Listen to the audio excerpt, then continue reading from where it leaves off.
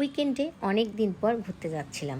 অনেক দিন থেকে প্ল্যান ছিল যে আমাদের এখানে একটা নতুন রেস্টুরেন্ট হয়েছে, অনেক সুনাম শুনতেছিলাম। তো আসলে রেস্টুরেন্টে তো খাওয়াই হয় মাঝে মাঝে উইকেন্ডে, বা প্ল্যান করে আমরা যাই মাঝে মাঝে।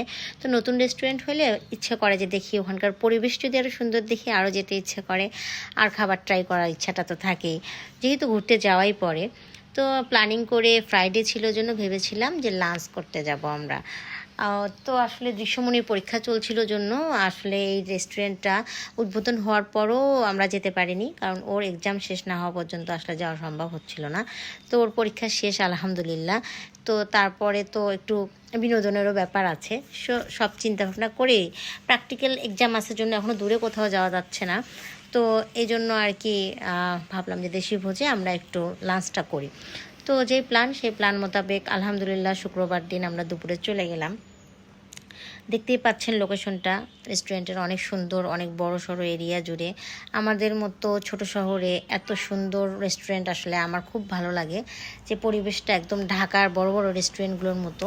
তো আসলে যেখানে গিয়ে একটু স্বস্তিতে নিঃশ্বাস নেওয়া যায়, একটু হাঁটা যায়, ঘোরা যায়, একটু ছবি তোলা যায়, আবার আপনি একটু মানে ফ্যামিলির সঙ্গে আলাদাভাবে স্পেস, একটা টেবিল থেকে একটা টেবিলের দূরত্ব থাকে এবং সুন্দর গল্প করা যায়, আড্ডা দেওয়া যায়।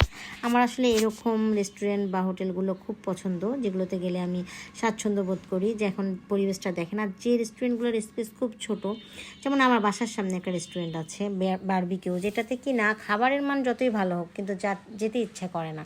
তো যাই হোক, আমি অর্ডার দিয়ে ওই রেস্টুরেন্টের খাবার বাসায় নিয়ে এসে খাই, কিন্তু যাই না ওই রেস্টুরেন্টে, খুব কম গেছি বাসার সামনে হলেও। তো যাই হোক, এই রেস্টুরেন্টের সব কিছুই আমার ভালো লেগেছে। যে আমাদের খাবার চলে আসছে, আমরা একটু মাঝখানে ঘুরে ঘুরে দেখছিলাম, ছবি তুলছিলাম। তো আপনাদের সঙ্গে আমি কথাগুলো ভাবেই শেয়ার করতেছিলাম। দেন আমরা নিয়েছিলাম এই যে, এখানে দেশি ভোজ নাম হলেও অনেকে কমেন্ট করেছিলেন আমার ছবিতে।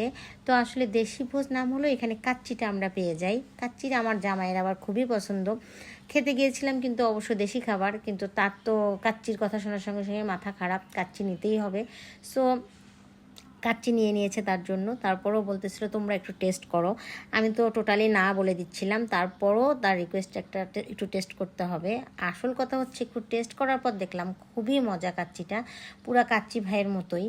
তো দেন সে আরও একটা কাচ্চি অর্ডার করে, কারণ এই যে আমাদেরকে যে একটু দিয়ে দিছে। পটের সাথে একটা পুডিং নিয়েছিলাম, পুডিংটা জাস্ট কি বলবো অসাধারণ। সাথে আবার এই যে এটা বোরহানিও নিয়েছিলাম, বোরহানিটাও খুবই মজা ছিল। পুডিংটার কথা আসলে বলার কোনো ভাষা নাই যে এত মজা হয়েছিল।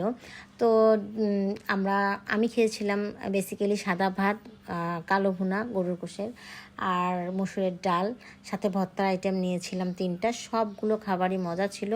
ফুল টাইমটা আমরা এনজয় করেছি, খাবারগুলো এনজয় করেছি, এবং রেস্টুরেন্টের পরিবেশ, তাদের ব্যবহার, অল এভরিথিং সব কিছুতেই মুগ্ধ।